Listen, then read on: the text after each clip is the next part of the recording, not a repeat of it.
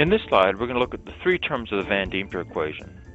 These terms will point out what variables we have at our disposal to improve efficiency, and these three terms comprise even more complex equations, but the intention here is to keep things simple and show the important column parameters.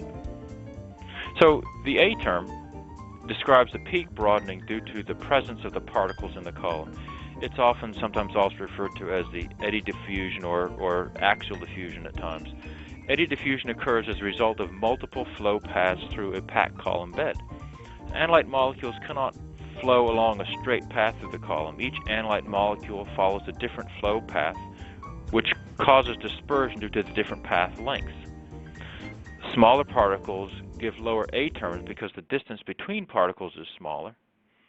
But since bed uniformity is important, spherical particles and tight particle size distribution have big impacts and positive impacts on the A term.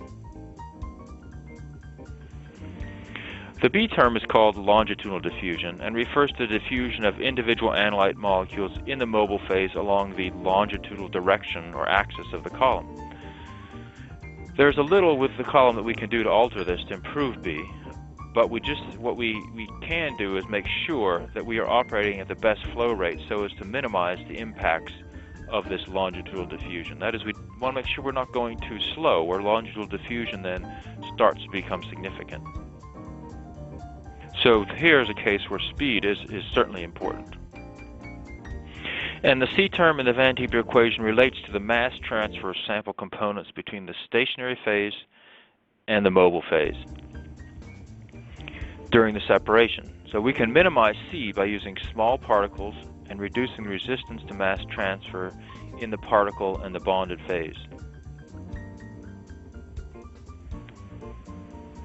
A really simple way to look at the Van Deemter equation is to say that the A term incorporates anything outside the particle, like the channels and flow paths between particles, and the C term is everything that's happening within the particle, like pores, diffusion in and out of the pores, diffusion into the matrix of the particles in the bonded phase layer. Again, since we want high efficiency, we want small h values, and therefore we need to have small A, B, and C terms.